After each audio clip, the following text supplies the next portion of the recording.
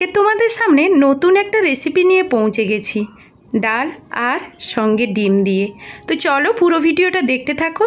তার জন্য আমি কিছুটা মসুর ডাল অনেকক্ষণ আগে থেকে ভিজিয়ে রেখেছিলাম। তোমরা চাইলে সঙ্গে সঙ্গে 10 থেকে 15 মিনিট আগে ভিজিয়ে দিয়ে জল থেকে ভালো করে ধুয়ে পরিষ্কার করে নেবে। এরকম তুলে মিক্সিতে পেস্ট করে নেবে। আর আমি এখন নিয়ে নিচ্ছি 2টো ডিম। তো তোমরা চাইলে ডিমের পরিমাণ ডালের পরিমাণ বাড়িয়ে নিতে পারো। এখন আমি ডিমগুলোকে ভালো করে ফেটিয়ে নেব আর তার সঙ্গে ডালের মিশ্রণটাকে দিয়ে দিচ্ছি। ডালটা যেহেতু পেস্ট করেছিলাম মিক্সচার মেশিন থেকে, এখন কিন্তু আমি বের করে নিচ্ছি। আর এখানে একটু পরিমাণ চিনি দিয়েছি, তোমরা এটা স্কিপ করতে পারো। আর দিয়েছি কালো জিরে। তো এরপর দেখো, এটা হলো জিরে গুঁড়ো আর ধনে গুঁড়ো। খুব ভালো করে এই উপকরণগুলো মিক্সড করার আগে আমি পরিমাণ মতো লবণ দিয়ে দিলাম। তোমরাও তোমাদের জিনিস অনুপাতে লবণ আর হলুদটা দিয়ে দেবে। এখন দিয়ে দিচ্ছি 1 চামচ মতো লঙ্কা।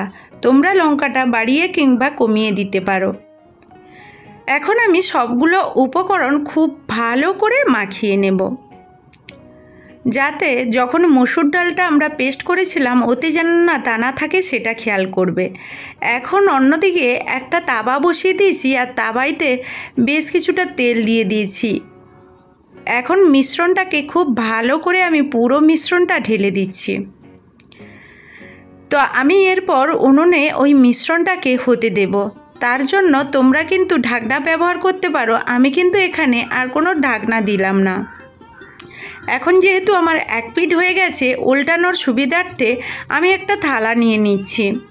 ওই বাসনটাতে খুব ভালো করে এই মিশ্রণটা নামিয়ে নেব, যাতে ভেঙে না যায়। এখন আবারও আমি ওখানে তাওয়া বসিয়ে দেব। আবারও কিছুটা তেল দিয়ে ঠিক যেই পাশটা আমাদের হয়েছিল তার বিপরীত পাশটা আবার তুলে দেব। তো দেখো, এখন কিন্তু আমি তুলে দিয়েছি আর অন্য দিকটাও ওর বিপরীত পাশটাও হয়ে গেছে।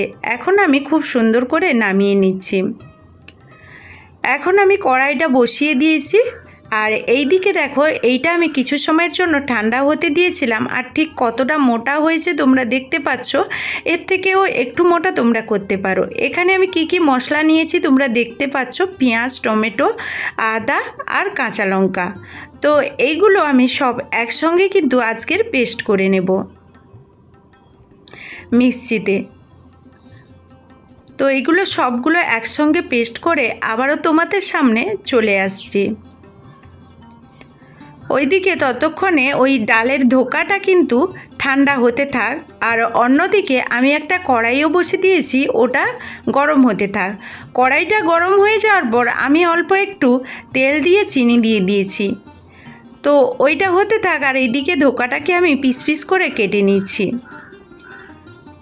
তো আজকের কিন্তু ধোকাটা আমি খুব বড় বড় সাইজে কেটে নিলাম। তোমরা কিন্তু চাইলে ছোট কিংবা বড় বা অন্য রকম শেপ দিয়ে কেটে নিতে পারো।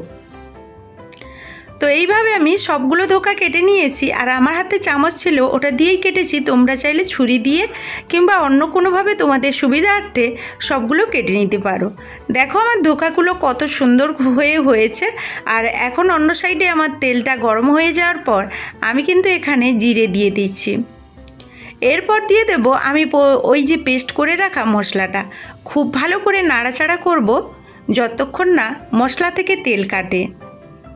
এখন আমি তেলতে খুব ভালো করে মশলাগুলো ভেজে নেওয়ার পর একটা তেজপাতা কেটে দিয়ে দিলাম। আবারও খুব ভালোভাবে নাড়াচাড়া করে নিলাম। এখন কিন্তু মশলা থেকে দেখো অলরেডি তেল কাটতে শুরু করেছে। তো বন্ধুরা, তোমরা এইভাবে রেসিপিটা বানাবে, অবশ্যই খুব সুন্দর লাগবে। আর যদি ভালো লাগে তোমরা আমাকে কমেন্টের মাধ্যমে জানাবে।